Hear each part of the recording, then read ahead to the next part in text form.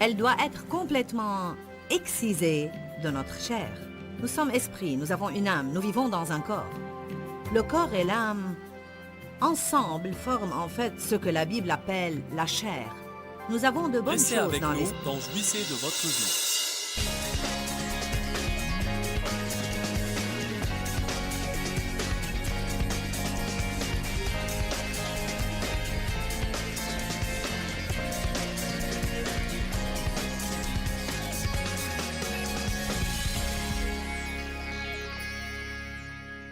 J'ai commencé une série la veille sur le 23e psaume.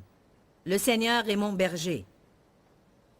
Nous allons lire ce psaume au début de chaque session. Ce psaume est cité plus que tout autre peut-être pour réconforter les gens. Et Dieu veut nous réconforter. Amen.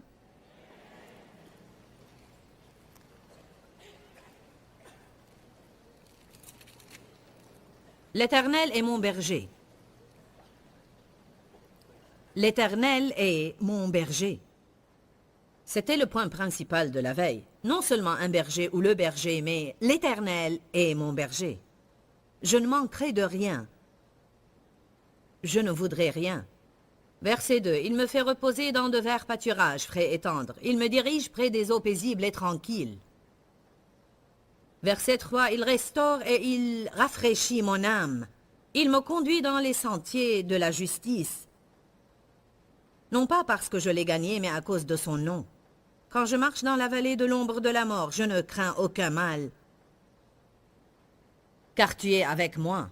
Ta houlette me protège, ton bâton me guide, il me rassure.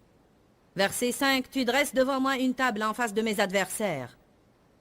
Tu oins d'huile ma tête, et ma coupe déborde. Verset 6. Oui, le bonheur et la grâce m'accompagneront tous les jours de ma vie, et j'habiterai dans la maison de l'Éternel jusqu'à la fin de mes jours. Hier soir, nous avons couvert l'Éternel est mon berger. Ce matin, je vais examiner. Je ne manquerai de rien. Je ne voudrais rien. Ça indique le bien-être. Quand les brebis ont un bon berger, elles devraient être des brebis satisfaites. On va également parler un peu de « Il me fait reposer dans de verts pâturages. Il me dirige près des eaux paisibles et tranquilles. » Dieu nous a appelés à vivre en paix. Il ne veut pas qu'on s'inquiète, qu'on soit craintif et qu'on soit anxieux. Ce serait agréable de se reposer près des eaux paisibles. Ça exprime l'absence d'inquiétude. Entrer dans le repos de Dieu, sachant qu'il va satisfaire nos besoins. Ce serait agréable si nous faisions cela. Mais le psalmiste dit « Il me fait ». Parfois, tandis qu'il nous fait faire des choses, on finit par être fatigué, par avoir mal à cause de l'obstination, l'égoïsme, l'égocentrisme et l'attitude indépendante qui doit être complètement excisée de nous. On n'y renonce pas volontiers. Elle doit être complètement excisée de notre chair. Nous sommes esprits, nous avons une âme, nous vivons dans un corps. Le corps et l'âme, ensemble, forment en fait ce que la Bible appelle la chair. Nous avons de bonnes choses dans l'esprit et nous voulons faire les choses comme il faut. C'est pourquoi il y a un combat en vous. Quand vous êtes tenté de faire la mauvaise chose, une partie de vous veut faire le mal et l'autre le bien. Et la partie qui veut faire le bien doit devenir assez forte pour prendre le contrôle toujours et dans chaque situation. Mais nous savons tous que c'est un processus. Ça ne se produit pas simplement du jour au lendemain. Allez à Colossiens chapitre 3, verset 5. Nous avons parlé en fin de soirée hier comment un berger met une marque sur chacune de ses brebis, une marque de propriété. Et en langue de berger, ça s'appelle être immatriculé. Ces brebis sont désignées comme appartenant à un certain berger. Ainsi, si elles errent ou s'égarent et arrivent dans le pâturage de quelqu'un d'autre, on sait toujours à qui elles appartiennent. Eh bien, cette marque est faite avec ce que les bergers appellent un couteau d'abattoir. Il y a tant de bonnes leçons à tirer des analogies entre les brebis et les enfants de Dieu, et entre les bergers naturels et notre rapport avec le berger. Colossiens 3:5. Paul enjoint l'Église, faites donc mourir les mauvais désirs tapis dans vos membres, les tendances animales et tout ce qui est terrestre en vous. Si vous étudiez le mot chair en grec, c'est le mot grec sarx, S-A-R-X, et il signifie tendance animale. Quand nous marchons selon la chair, nous pouvons agir bien mal parfois, n'est-ce pas? Voire nous choquer nous-mêmes parfois. Je n'arrive pas à croire que j'ai agi de cette manière. C'est tragique de voir comment on agit des fois juste parce qu'on n'obtient pas ce qu'on veut, quand on le veut, et comme on le veut. Mais tout le monde a cette tendance charnelle, et elle doit être corrigée en nous tous. Ce que vous éprouvez ne vous est pas unique du tout, mais tout le monde en fait l'expérience. Évidemment, certaines personnes passent plus facilement que d'autres personnes. Certaines doivent être traitées plus longtemps que d'autres. Parfois, c'est le produit de notre tempérament naturel et de notre personnalité. De même, dans la vie, il y a ceux qui sont plus commodes et ceux qui sont plus difficiles. Mais Dieu merci, il persiste avec nous jusqu'à ce que le travail soit fait. Dites, Dieu ne me lâchera jamais. Ainsi, Paul se sert ici d'un langage violent. Faire mourir la chair. Ok, Paul, comment est-ce que je fais ça? En fait, on fait mourir la chair quand on la renie, quand on refuse de la laisser faire à son idée. Quand on le fait, ça va faire mal. Le réalisez-vous? Exemple, si mon mari veut aller à un certain restaurant et moi je veux aller à un autre. Et je veux vraiment aller où je veux aller et je ne suis pas d'humeur à concéder. Mais ce jour-là particulièrement, il n'est pas d'humeur à céder non plus. En tant qu'épouse, qui selon la Bible est supposée être soumise, quand il y a un désaccord et ce désaccord tourne à la bagarre, c'est moi qui suis censée m'incliner. Donc, si je dis « Seigneur, je sais qu'en cet instant je dois rentrer en accord avec Dave et ça ne vaut pas la peine de se disputer pour ça, et donc je dis « Bien sûr chérie, c'est d'accord, nous irons là où tu veux ».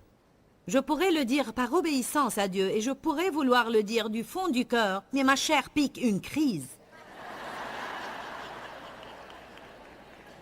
Alors, avant d'être dompté quand la chair a un coup de colère, la tempête est bien visible. Tout le monde sait que ma chair pique une crise. Ma bouche peut vous dire que je pique une crise. Toutes mes émotions, mes expressions du visage et même mon langage corporel.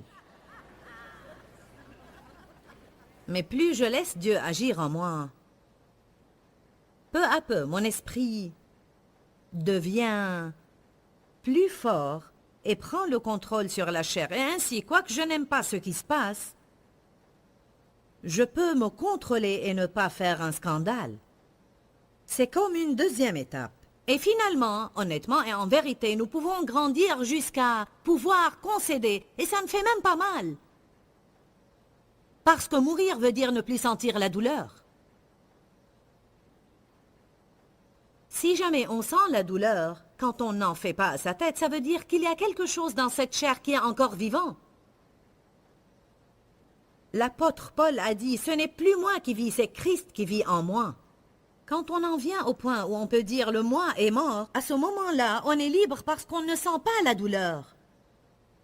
Quand on apprend que les gens parlent de nous, c'est plutôt... Je prierai pour eux, mais je sais qui je suis en Christ et je sais que mon cœur est droit. On n'a pas à souffrir des jours ou des mois ou même des années parce que quelqu'un nous rejette ou quelqu'un ne parle pas de nous gentiment parce que si ce moi est mort, alors je ne me soucie pas trop de ce que vous pensez. C'est entre vous et Dieu, c'est votre problème. Mais ça prend du temps pour y arriver. Paul signifiait beaucoup de choses quand il a dit « Ce n'est plus moi qui vis ». Écoutez-moi, car je veux vous donner de bonnes nouvelles ce matin. Je n'avais jamais pensé le faire tout le long de mon ministère. Mais comme j'étudiais Galates 2:20 la semaine dernière pour un autre enseignement sur entrer dans le repos de Dieu, et comme j'examinais des écritures telles que Colossiens 3, faire mourir la chair, la priver de sa puissance, à régner sur vous. Et même une écriture que nous allons regarder sous peu. Philippiens 4, où Paul a dit « Car j'ai appris à être content, satisfait et sans inquiétude, quel que soit l'état où je me trouve. Si je suis dans l'abondance, je suis content, et si je n'ai presque rien, je suis content. » La clé est qu'il dit qu'il l'a appris. Mais voici ce que j'ai fait. Je n'y avais jamais pensé pendant 27 ans à étudier la parole. Je me suis demandé depuis combien de temps Paul était-il converti quand il a écrit Galates, Colossiens et Philippiens. Je me suis demandé combien de temps avait-il marché avec Dieu avant qu'il n'ait pu dire ça. Et qu'est-ce que j'ai découvert? Il avait marché avec Dieu au moins 25 ans quand il a écrit Galates 2, verset 20. Ce n'est plus moi qui vis. 35 ans quand il a dit « Faites mourir la chair, privez-la de sa puissance ». Et 36 ans quand il a dit « J'ai appris comment être content ». Eh bien, ça m'a encouragé. Je veux dire, ça m'a vraiment encouragé.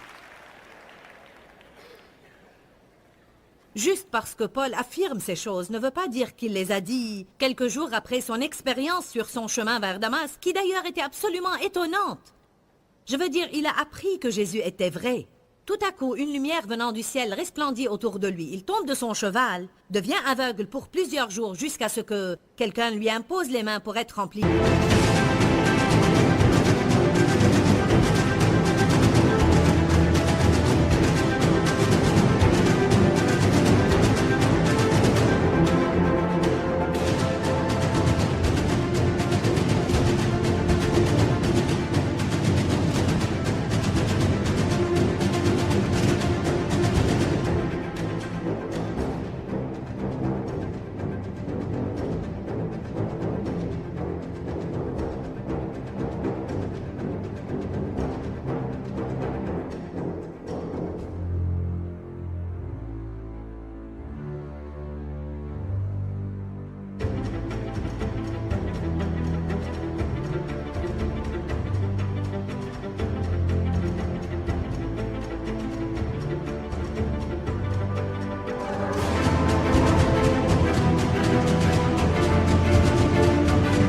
Du Saint-Esprit.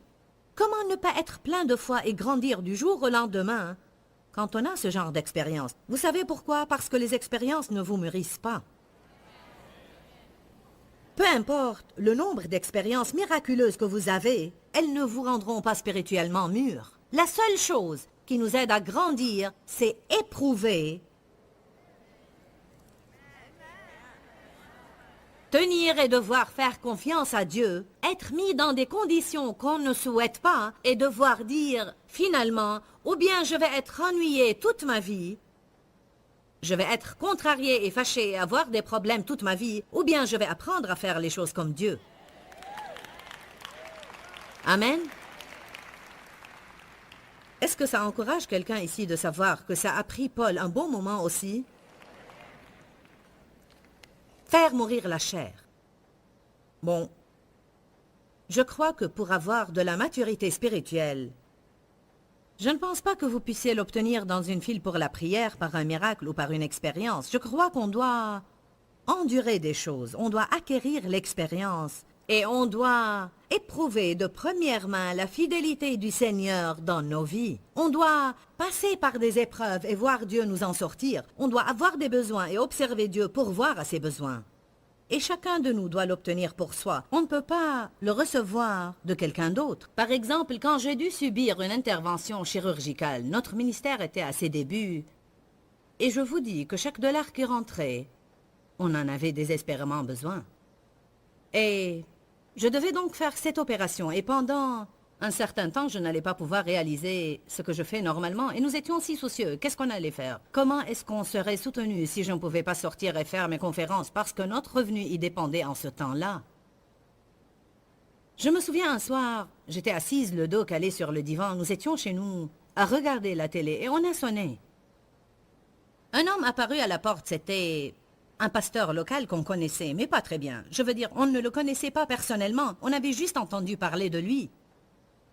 Et il a dit que Dieu l'amenait à prendre une direction différente dans sa vie et son ministère. Et ils avaient ce bâtiment d'église qu'il possédait, que le ministère possédait. Et le ministère, en fait, l'a vendu à quelqu'un d'autre. Et dans le domaine ministériel, si vous vendez une propriété qui appartient à un ministère, vous ne pouvez pas garder l'argent. Vous devez distribuer cet argent ou cette propriété à d'autres ministères.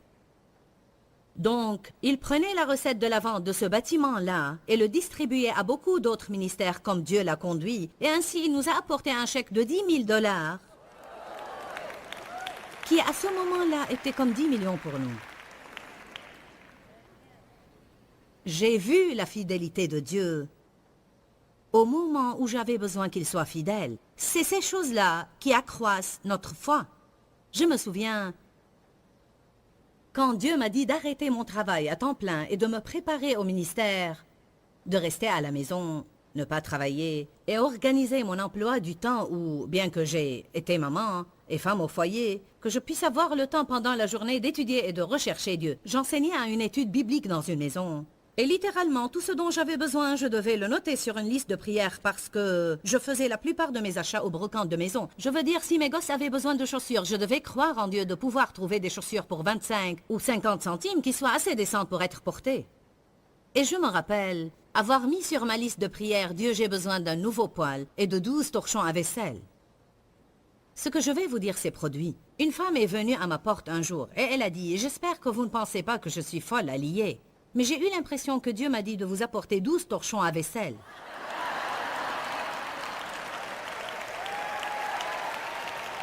Gloire à Dieu! Je sautais tout autour de la maison. Alléluia! Gloire à Dieu! Elle a probablement pensé que j'étais insensée. Je vous dis et je certifie, tels sont les temps où votre foi est établie en Dieu, et tels sont les temps où vous prouvez la fidélité de Dieu. Quand vous subissez des choses, et si je n'avais pas eu besoin de ces 12 torchons à vaisselle, et si je pouvais les acheter, alors je ne pourrais pas avoir confiance en Dieu pour mes besoins maintenant, qui sont beaucoup plus que 10 000 $ ou 12 torchons à vaisselle. Nous avons souvent besoin de quelqu'un au ministère qui a des qualifications précises, mais nous ne pouvons pas mettre une annonce dans le journal car nous allons recevoir un nombre de candidats, mais ils ne vont pas être le genre de personnes que nous souhaitons. Et ainsi, on doit vraiment avoir confiance en Dieu pour les employés dont on a besoin, non seulement pour leurs qualifications, mais aussi l'attitude qu'il faut et la maturité spirituelle. Et ce n'est pas facile d'y arriver, je vous le dis. Nous avons vu Dieu au cours des années toujours pourvoir pour nous et nous apporter exactement ce dont on a besoin, quand on en a besoin.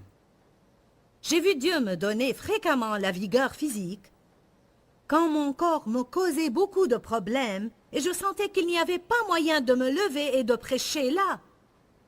Je ne pouvais pas le faire, mais je savais que je devais le faire. Et ainsi, je prenais ces pas de foi. Je me rappelle des fois, sur le plateau, où je me sentais si faible que je devais m'appuyer au pupitre pour ne pas tomber par terre. L'onction de Dieu venait alors sur moi, et je me sentais assez forte pour courir aux quatre coins de la ville. Et quand je terminais ce que je devais faire... Dieu nous donne la force et le pouvoir de faire ce qu'on doit faire. Il pourvoit, il amènera les personnes qu'il faut dans votre vie, il pourvoira à vos finances. Le Seigneur est mon berger, je ne voudrais rien.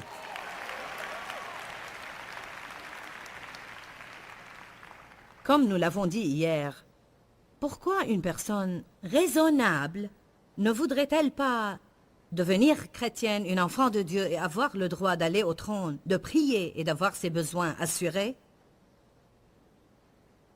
Une personne qui fait confiance au Seigneur peut vouloir des choses. Elle peut être en attente sur des choses, mais en même temps être très satisfaite. Il n'y a aucun mal de vouloir des choses, mais Paul dit « J'ai appris à être content, satisfait au point où je ne suis pas dérangé. » Je veux des choses. Mais je veux apprendre à être content au point où même si je veux voir ce changement, je peux ne pas être dérangé et être satisfait dans l'état où je me trouve. Vous savez, je crois que c'est presque un art d'apprendre à être content là où vous êtes en chemin vers là où vous allez. Je m'aventure à dire que la plupart des gens ratent une grande partie de leur vie et une grande partie de la joie que Dieu veut leur donner Parce qu'ils pensent toujours « je serai tellement heureux quand ». Vous savez quelque chose, je me reprends moi-même à le dire tout le temps et j'essaye de briser cette habitude. Je serai heureuse... Je serai heureuse quand vendredi soir viendra parce que nous allons à ce restaurant que j'aime. Je serai heureuse quand cette situation-là est révolue. Je serai heureuse quand, je serai heureuse quand, je serai heureuse... Ah, je serai heureuse quand il sera temps d'aller à telle ville ou à telle ville. Est-ce que vous vous entendez dire cela? Commencez à vous écouter. Je serai content quand, je serai heureux quand, je serai heureux quand. Bon, que dire de maintenant? Quand allons-nous être heureux maintenant? Si je suis toujours heureux quand, alors je rate ma vie tout entière. Parce que notre vie est dans le présent, non pas dans le futur ou dans le passé, mais maintenant. Bien que j'apprécie et j'aime faire ces conférences, vous savez, je travaillais tout le temps dans ces conférences et j'en ai fait tellement. Maintenant, nous en faisons environ 18 par an. Il y avait un temps où j'en faisais 36 par an. En plus d'autres choses. Celles-là étaient les années formatives, les années du début, où bien que nous travaillions dur maintenant, nous devions travailler encore plus dur alors. Je me rappelle un temps où je pensais, j'allais à la conférence et je pensais, je serai contente quand ça sera terminé. Non parce que je n'éprouvais aucun plaisir à les faire, mais parce qu'on avait l'habitude de penser comme ça. Vous savez, je serai heureuse quand samedi viendra, je pourrai rentrer et me détendre. Dieu m'a dit, tu fais tant de conférences, pendant que tu y es, vaut mieux apprendre à les apprécier ou tu ne vas jamais te réjouir. Et donc j'apprécie ce que je fais. Je veux avoir plaisir à être ici. Je ne veux pas le prendre comme... Je serai heureuse quand ce sera fini. Je ne veux pas que les dirigeants de la louange et les musiciens et les gens qui nous accompagnent, il y a 50 personnes qui voyagent avec nous et je ne les veux pas avec moi à chaque conférence à penser « je serai heureux quand ce sera fini ». Ce n'est pas comment Dieu voudrait qu'on soit. Il veut qu'on apprécie tout ce qu'on fait. Il veut que nous jouissions de chaque aspect de notre vie. Ne pas détester votre travail et ne pas attendre impatiemment vendredi soir.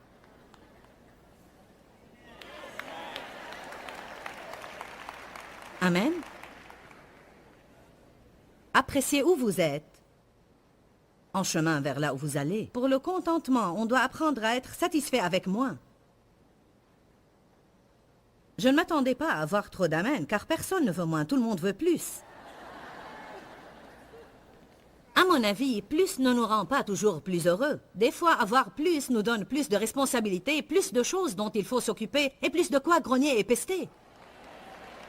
Dieu, je veux une plus grande maison, une plus grande maison. Maintenant, je moquerai parce que je dois la nettoyer.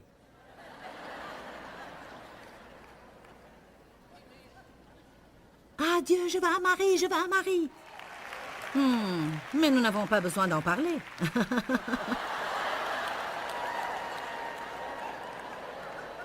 Alléluia. Quand je dis apprenez à être heureux avec moins, je ne dis pas que Dieu ne veut pas vous donner davantage. En fait, j'irais même à dire que je crois que les gens qui obtiennent le plus de Dieu sont ceux qui peuvent être heureux avec moins. Vous ne m'avez pas entendu. J'ai dit les personnes qui obtiennent le plus de Dieu sont celles qui prouvent par leur attitude qu'elles peuvent être heureuses avec moins. Parce que si vous ne pouvez pas être heureux avec moins, vous ne serez pas heureux avec plus. C'est une belle affirmation. Si vous ne pouvez pas être heureux avec moins, vous ne serez jamais heureux avec plus. Pourquoi pensez-vous que nous avons eu des années de disette, des épreuves et des tribulations et toutes sortes de difficultés avant d'entrer dans les années de la vie dans la terre promise? Pourquoi devons-nous passer par le désert avant d'arriver à la terre promise? Parce que c'est dans le désert que notre caractère se développe. Si nous ne voulons pas passer par des épreuves,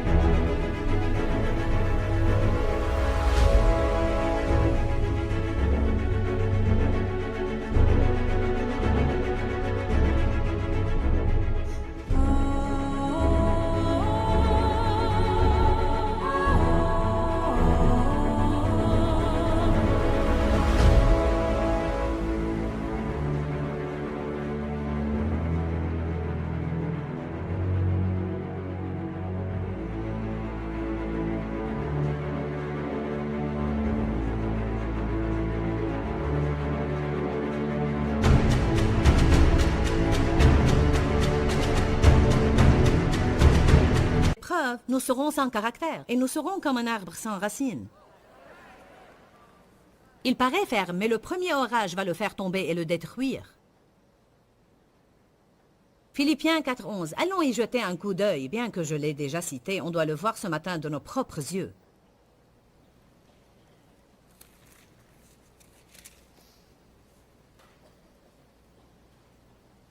Paul a dit, ce n'est pas en vue de mes besoins. Philippiens 4, verset 11. Ce n'est pas en vue de mes besoins que je dis cela, car j'ai appris à être content dans l'état où je me trouve. Satisfait au point où je ne suis pas dérangé ou inquiété, quelles que soient les circonstances où je me trouve. Ouh, Jésus!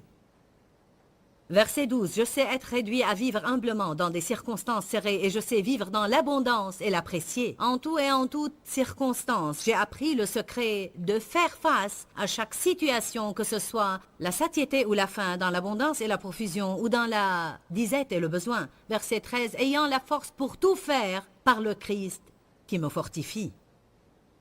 Quand Paul a dit « Je puis tout par celui qui me fortifie », il n'a pas voulu dire « Je peux faire ce que je veux ». Et Dieu me fortifiera. Il a voulu dire, j'ai la force d'avoir en abondance et me conduire avec ferveur. Et j'ai la force de ne pas avoir assez et me conduire toujours avec ferveur. Souvenez-vous de demeurer dans la parole continuellement. Nous vous aimons. Continuez dans la parole. Nous allons prier pour vous, prier pour nous. Que Dieu vous... Pourquoi, Seigneur, pourquoi? Dans ce livret, Joyce Meyer nous enseigne à travers la parole comment être délivré de la confusion.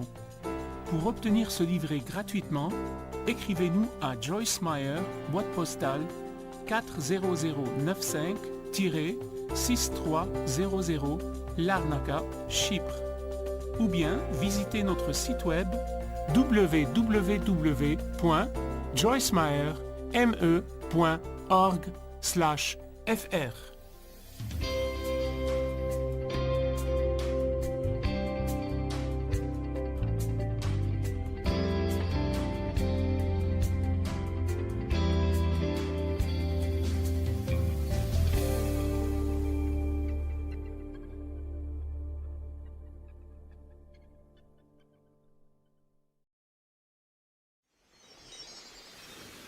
Parfois, il faut nettoyer la crasse avant d'accéder à la relation appropriée que Dieu veut que vous ayez.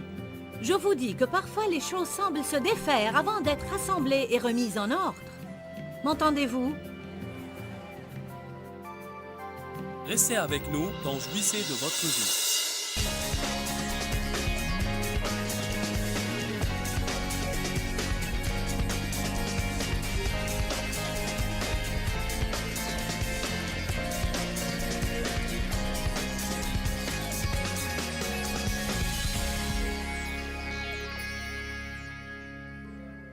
Paul a remis ce qu'il avait dans les mains du berger.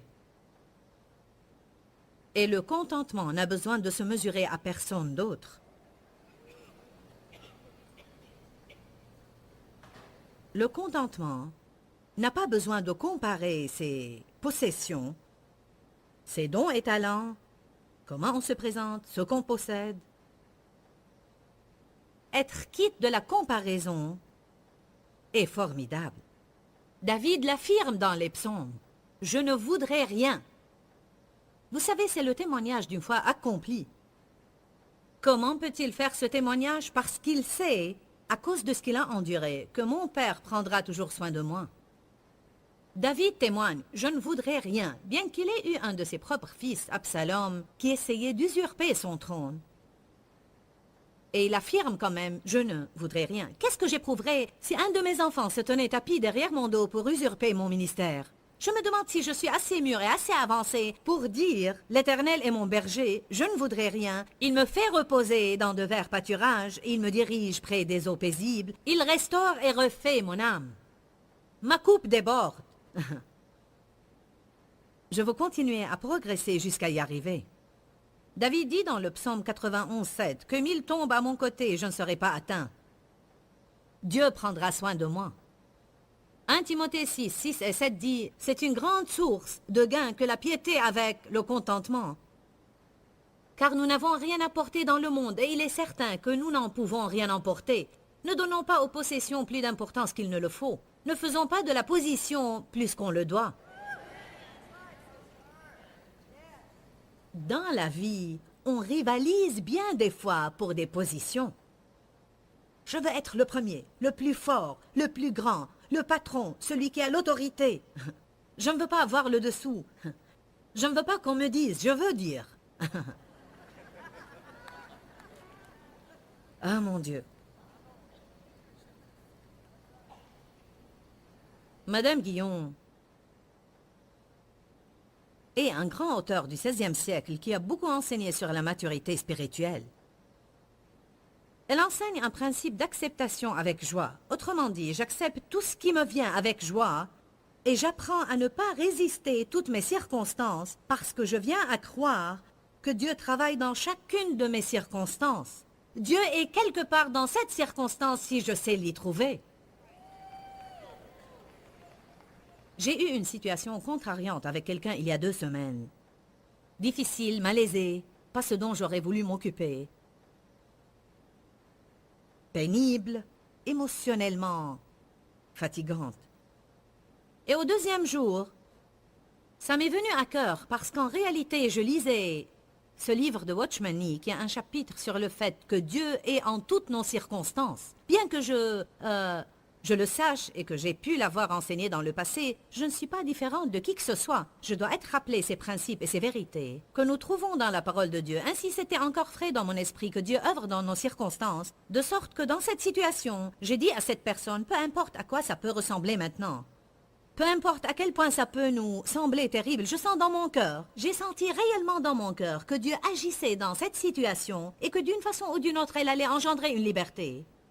Et même plus de familiarité et d'intimité entre nous, parce que parfois il faut nettoyer la crasse avant d'accéder à la relation appropriée que Dieu veut que vous ayez. Je vous dis que parfois les choses semblent se défaire avant d'être rassemblées et remises en ordre. M'entendez-vous? On ne peut pas faire des petits pansements sur tout et s'attendre à ce qu'elles se rétablissent. Parfois on doit nettoyer la blessure. Vous m'entendez? Vous ne pouvez pas simplement faire des petits pansements et vous savez, je vais juste recouvrir ça et je vais juste... Ainsi nous finissons avec des bandages partout, spirituellement et émotionnellement. Mais rien n'est guéri, parce que nous ne voulons pas éprouver la douleur de laisser quelqu'un ouvrir la blessure et nettoyer l'infection et la laisser guérir. Amen.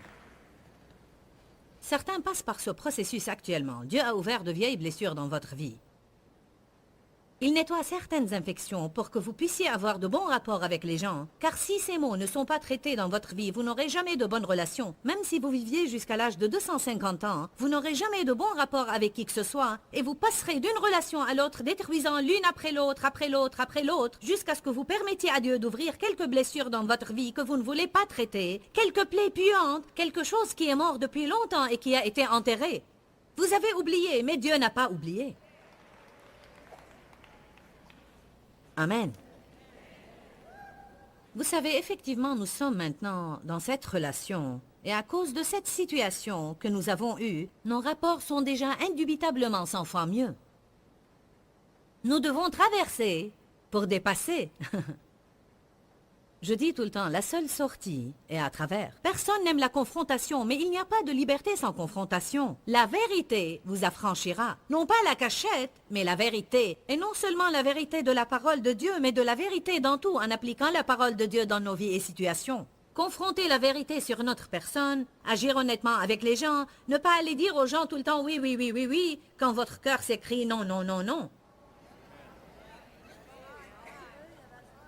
Alors vous finissez par être manipulé et contrôlé. Il y a de l'amertume et de la rancœur et vous détestez la personne. Mais vous seriez loué soit Dieu. On n'est pas libre quand on fait ça. Amen. Nous sommes parvenus à un nouveau stade de notre relation en disant « Soyons sincères. Vous savez, ne disons pas seulement ce qu'on pense que l'autre veut entendre. Disons la vérité. » Amen. Et je ne dis pas que nous ne faisons pas des choses pour les gens juste parce qu'ils le veulent, mais vous ne pouvez pas établir une relation entière sur ça. Et quand quelqu'un veut que vous fassiez quelque chose, vous dites oui, oui, alors que vous pensez je ne veux pas faire ça. Mais je ne veux pas les fâcher, donc je dois le faire. Alors vous êtes contrôlé et manipulé. Et vous êtes le seul qui puisse briser cette domination. La plupart du temps, les gens n'arrêteront pas de vous contrôler, sauf si vous les confrontez. Oh. On doit arriver au point où l'on sait que si Dieu ne peut pas le faire, je ne le pourrai pas non plus. Et s'il ne le fait pas, alors je suppose que ça n'a pas besoin d'être fait. Allons, je crois que je dois dire cela à nouveau. Si Dieu ne peut pas le faire, je ne peux certainement pas le faire moi-même. Et si Dieu ne le fait pas, alors je suppose que ça n'a pas besoin d'être fait. Amen.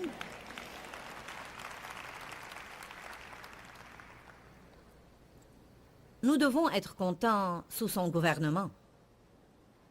Joseph est un parfait exemple de ce principe. Considérez Joseph.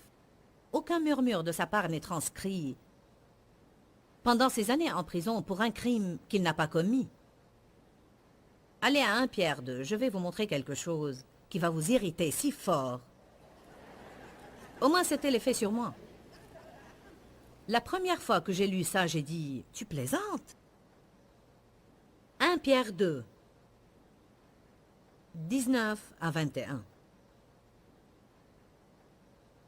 Verset 19. On est considéré louable, approuvé, accepté, digne d'appréciation, si par respect pour Dieu on supporte des peines que l'on souffre injustement. Quoi?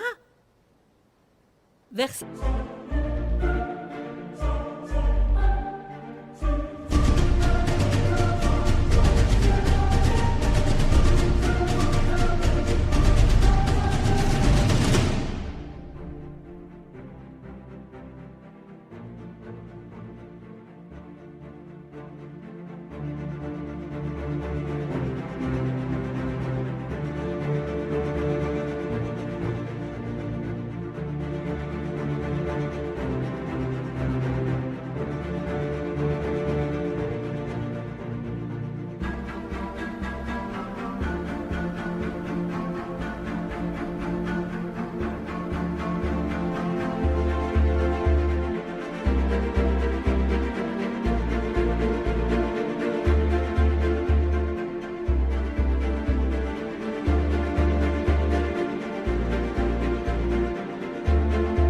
Et 20.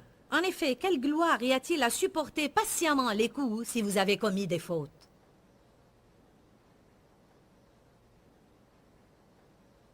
Il dit, qu'est-ce que ça prouve? Vraiment, si vous méritez d'être puni et vous êtes patient.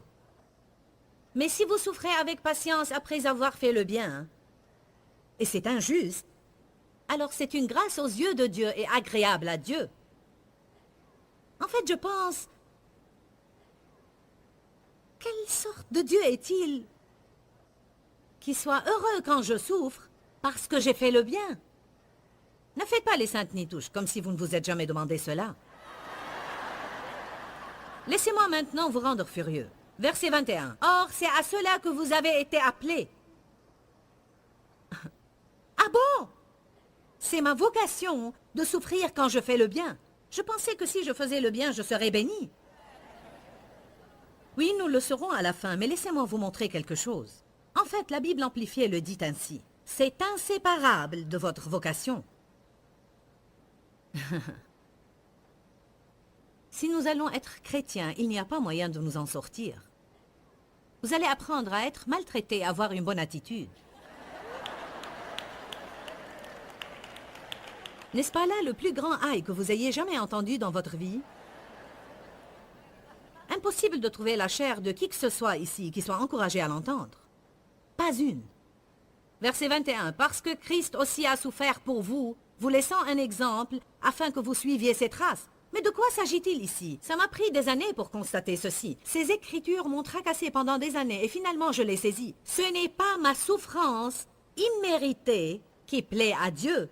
C'est moi exhibant une bonne attitude quand je souffre injustement qui plaît à Dieu. Parce que c'est un témoignage que, peu importe ce qui se passe dans ma vie, je te fais confiance.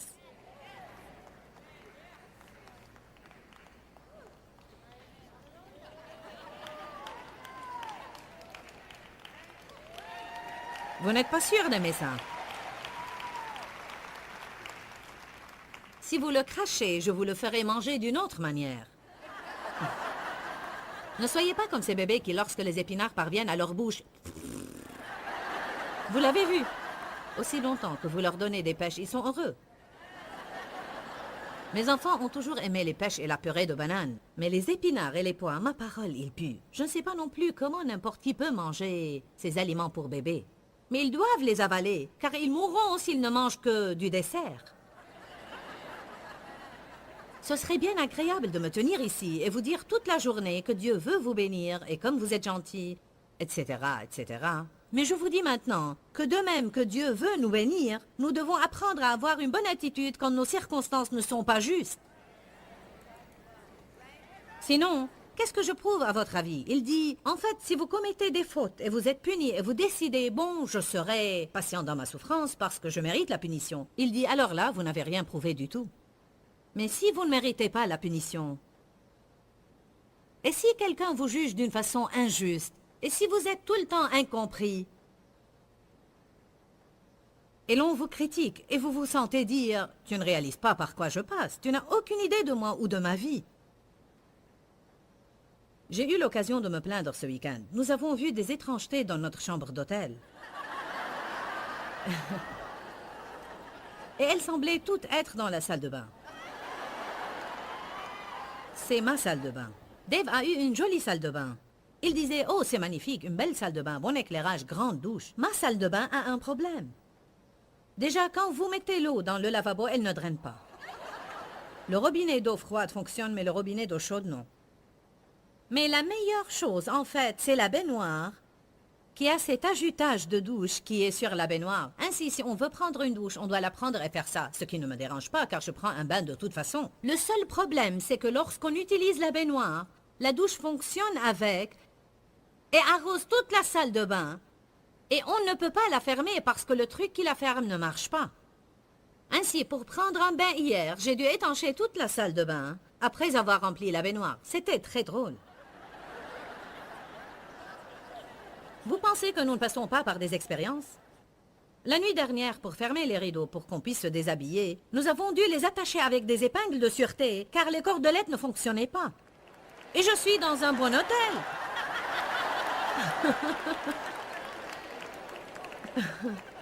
Loué soit Dieu. Dave a dit, mais le lit ici est très confortable et ma douche est très bonne et grande. Il y a des jours où l'on doit rechercher quelque chose de bon et décider d'en parler. Et ne pas maugréer au sujet de toutes ces choses qu'on n'apprécie pas, car il y en aura toujours en abondance. Les brebis sont têtues. Certaines sont ce que les bergers appellent des chenilles de barrière. Elles ne cessent de sortir et errer dans d'autres pâturages. Elles doivent toujours être ramenées par le berger, toujours être gardées, et doivent toujours être punies. Les brebis ont ça de bon, c'est que bien qu'elles soient bêtes, elles ont le cœur tendre. Je veux dire, les brebis ne sont-elles pas adorables? Oh, adorables! Comme elles sont mignonnes. J'en ai vu quelques-unes à la télé l'autre jour avec cette belle toison laineuse et ses petites pattes maigres. Et à les voir trottiner, j'ai pensé, comme elles sont gracieuses. Rien n'est plus mignon qu'un petit agneau. Dieu peut travailler avec les brebis, mais les chèvres, ça, c'est une autre histoire. Dans Matthieu chapitre 25, commençant vers le verset 31, la Bible dit, quand Jésus reviendra, il séparera les brebis des chèvres. Il mettra les brebis à sa droite et elles entreront la vie éternelle. Les chèvres seront à sa gauche et s'en iront au châtiment éternel. On a intérêt à en savoir plus sur la différence entre les brebis et les chèvres, car je veux être une brebis et non pas une chèvre. J'ai découvert en réalité que les chèvres font toujours mé. Et les brebis font bah.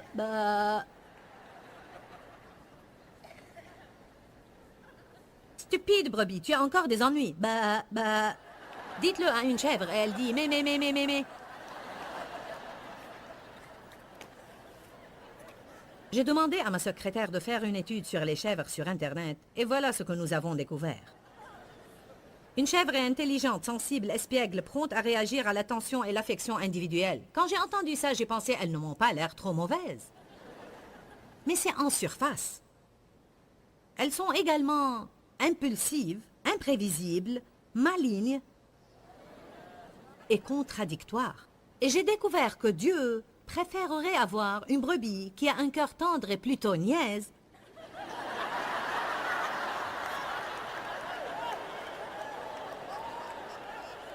qu'une chèvre qui est agréable et toute polie, mais qui a ce caractère sournois et qui est vraiment hypocrite et qui est là pour vous avoir. Écoutez-moi. Les emballeurs de viande utilisent une vieille chèvre dressée qu'ils surnomment Judas pour mener les brebis dans les enclos d'abattage dans les boucheries. C'est un fait. Comment font-ils pour amener les brebis dans les enclos de boucherie pour être abattues? Ils dressent une vieille chèvre, qu'ils appellent Judas, pour les y conduire. Ce n'est pas étonnant que la Bible dit qu'on doit prendre garde des chèvres en vêtements de brebis ou des loups vêtus en brebis. Ce n'était pas la bonne écriture. On a mis les chèvres dans la mauvaise tenue.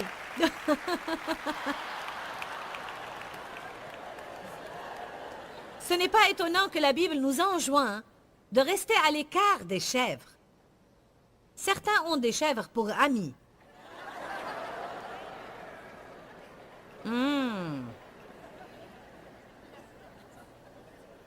Les chèvres ne sont jamais contentes de ce qu'elles ont. Elles cherchent à gagner des pâturages plus verts et veulent toujours ce qui est juste au-delà de leur portée. Elles ne sont pas de bonnes suiveuses. Elles préfèrent diriger ou aller au loin toutes seules. Les chèvres dans une assemblée ont tendance à la diviser et à égarer les fidèles. Un chrétien qui serait désigné comme un chrétien chèvre serait quelqu'un d'imprévisible, qui pense qu'il est au-dessus de tout, qui prend le contrôle dans chaque situation, ne fonctionne pas dans un groupe et ne veut pas être dirigé. Il s'appelle une chèvre. Une brebis dressée suit le berger, avance paisiblement avec le troupeau. La brebis est contente d'être menée parce qu'elle fait confiance au berger. Une brebis entend la voix du berger et va où il la conduit. Mais une chèvre va à son gré, ainsi suscitant la désunion en ceux avec qui elle rentre en contact.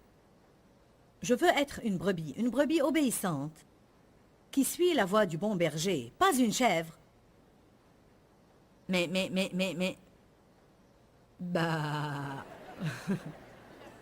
Je saurais mieux le faire avant la fin du week-end. J'ai dit que... J'ai fait une remarque que la Bible dit qu'il nous fait reposer dans de verts pâturages. Avez-vous jamais vu l'image de Jésus qui marche avec un troupeau de brebis, mais portant une brebis autour du cou? L'avez-vous jamais vu? Bon, je vais vous montrer maintenant la miraculeuse bonté de Dieu. J'ai voulu montrer cette image sur le rétroprojecteur pour vous enseigner quelque chose, car il y a un grand principe que vous ne connaissez pas. Le principe est que, et c'est un fait, le principe est que si un berger a une brebis qui ne se soumet pas et ne cesse de courir au loin, s'éloigne sans cesse, une chenille de barrière errant toujours dans le pâturage des autres, suscitant toujours le désordre, s'il en a une comme ça, il l'aime tellement qu'il lui casse la jambe et la porte. Ainsi, le temps que la jambe guérisse, la brebis est si accoutumée à être près du berger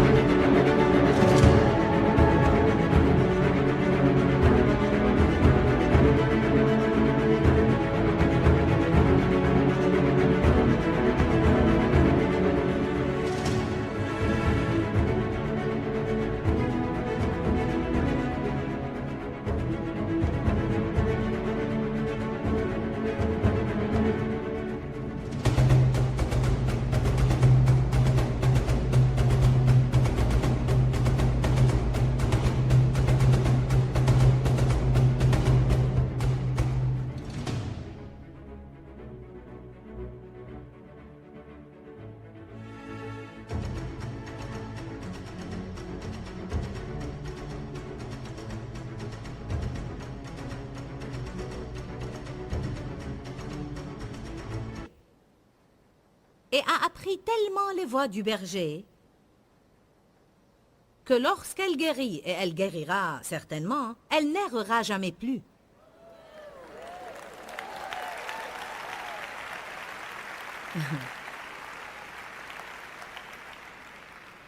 J'aime cette analogie parce que je me rappelle les années de ma vie où il se passait des choses et je pensais, mon Dieu, tout ça n'a vraiment aucun sens. Ça fait si mal. Ce n'est pas juste. Ce n'est pas correct. Et dans quelque chose que j'ai lu, j'ai aperçu cette analogie. Et j'ai su qu'il avait affectueusement cassé mes jambes. Vous savez, je ne pouvais pas faire ce que je voulais. Ça ne marchait pas comme je le voulais. Je n'obtenais pas ce que je voulais. Ça ne se passait pas comme je voulais que ça se passe. Je ne mûrissais pas aussi rapidement que je voulais. Je n'avais pas le contrôle. Je ne pouvais plus ramper sous la barrière et courir parce que mes jambes étaient cassées. Tout ce que je pouvais faire alors était de tomber visage contre terre et m'écrier « Jésus, aide-moi !» Enfin, le jour est venu où ses jambes ont guéri, mais alors j'étais si accoutumée à être près de lui. Je ne veux être nulle part d'autre. Amen. Maintenant, écoutez-moi.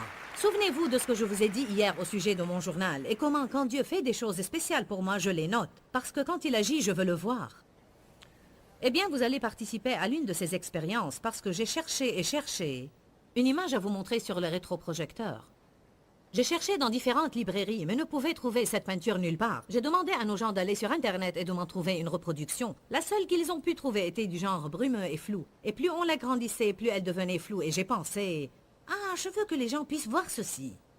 Bon alors, apportez mon image. Je veux vous montrer ce que quelqu'un m'a apporté hier soir, peinte pour moi, n'ayant pas la moindre idée de ce que j'allais prêcher là.